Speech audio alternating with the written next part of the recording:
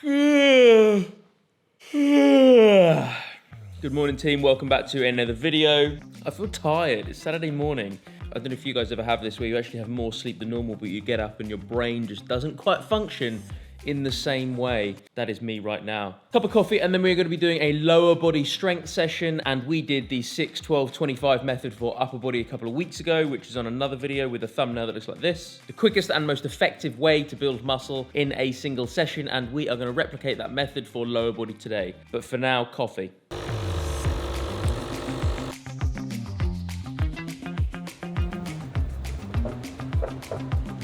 So we have rocked up to the gym and Jim has no idea what we're doing. I do know what we're doing. No, you don't. As I have already communicated to you lovely people, we're doing 6, 12, 25, an incredibly effective and efficient method to build some good quality functional muscle. So the idea is you choose a certain body part or a certain movement pattern. Today we're going to do it for lower body. So effectively 6 reps of a certain lower body exercise, followed almost immediately by 12 reps of another one, and then 25 of a final one. So basically you're accruing fatigue as you go on, and it is pretty flipping brutal actually. The only reason that Georgie's kicking off is I haven't completely decided which exercises I was doing because I didn't know what was free. Right, I'm hungry. And Georgie's already trained and very hungry whilst filming me at 9:30 in the morning, so apologies. But I'm going to finish my warm-up, another minute on the bike, do a bit of rolling out, some drills, and then we'll all find out what I'm about to do, because even I don't know right now. Okay, so the exercise of 6 reps, we're going to do Zercher squats. I'm not always a massive fan of them, but overall, as far as squat variations go, I do quite enjoy them. 6 reps of this, then I'm going to go into 12 RDLs. I'm going to change the plates a little bit, 12 RDLs, and then 25 like narrow stance, heel elevated squats. I do not do back squats that much anyway. Definitely not narrow stance because of my ankle mobility. So doing 25 of those, I'll probably keep it nice and light. Just about 60, and the only real rest I've got between those 3 exercises is literally changing the plates around. So I've got Zercher squats, which is kind of anterior and posterior chain, RDLs, which is posterior, and then the narrow stance squats, which is much more anterior. So hopefully it's a nice balance. Let's get warmed up. And it's about this time in the session when for some reason the microphone seemed to have a nervous breakdown, so I'm here doing a commentary for you about 3 hours after the session. Overall, the Zerchers were pretty good. If you've done Zercher squats before, you will know that the most tricky part is basically continuing to breathe in a fairly regulated pattern because of the amount of weight that you've got in front of you that's kind of sitting at the position of your bottom rib.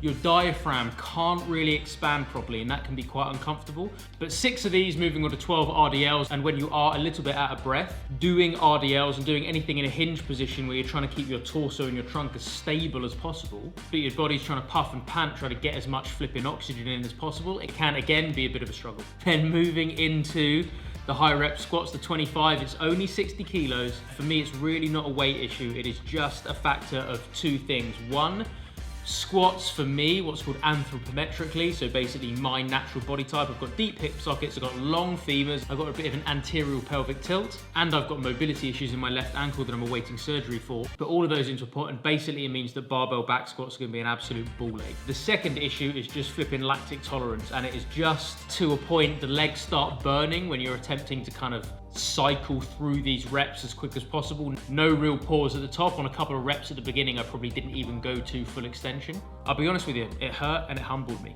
And moving on to round 2, it was very much the same. The Zerchers were okay, and I was a little bit more grooved in this movement pattern now, so 110 kilos, that kind of felt fine.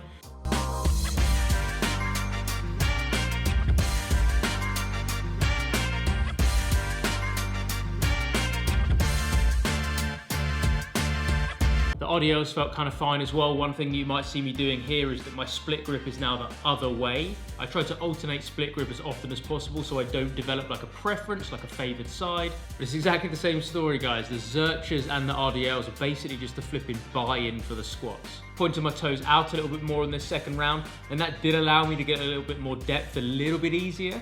But overall, the same thing remains. It's just, for me, it's not really a limiting factor strength-wise, or even really lactic burn too much. But only going at 60 kilos, the good news is, in terms of relative strength, it's not really gonna be doing that much damage. So just, again, tried to keep my position and my form in the movement itself as consistent as possible through the 25 reps. And moving on to the third and final set, I probably had too long a gap actually between the second round and the third round. Zerchers felt good. I probably should have done 120 for the whole thing actually, and probably the same for the RDLs. The RDLs didn't really feel as though they were fatiguing me much, other than the fact that I was a little bit out of breath from the Zerchers, but the movement itself felt fine. And the only thing that I changed from the third and final set of squats is again just trying to increase that cadence, because I didn't really care if I was completely flipping ball bag by the end of it. I always try and look at multiple sections like this with a little bit more urgency in the last round, where I can afford to bury myself just that little bit deeper if I really put the flipping effort in.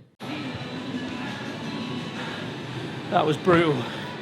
I knew that because it was the last one, I just went a little bit harder. Didn't really allow myself to have much of a break in the little rep clusters. Broken into 5s. By the time I hit 15, I'm kind of breaking it into 3s and 4s from there, with maybe 1 or 2 breaths at the top. Oh, flipping heck, man, that's savage. But that's 6, 12, 25. Generally, Charles Poliquin method, one of the most effective, efficient methods to build muscle, but also get a good quality strength benefit, all in the same kind of session cluster. Unreal. A few minutes, some amino acids, and then maybe a little bit of a cheeky finisher.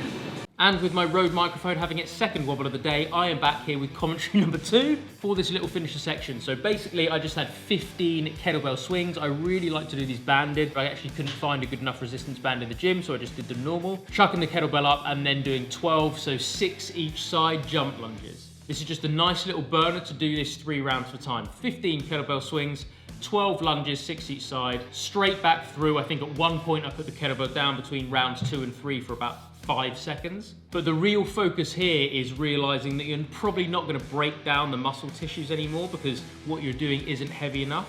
You've already broken down enough muscle tissue from the 6, 12, 25 method that we've just done before. 3 rounds of that, it might not sound like much, but it's a hell of a lot of volume in a very short period of time. So what this finisher does is just get a little bit of tissue perfusion, a little bit of oxygenated, nutrient-filled blood pumped to the area, maximizes the blood flow to the area of the now damaged fibers. Flushes everything through. 3 rounds of this done, a couple of minutes on the bike, a little bit of rolling out, and then that is the session done.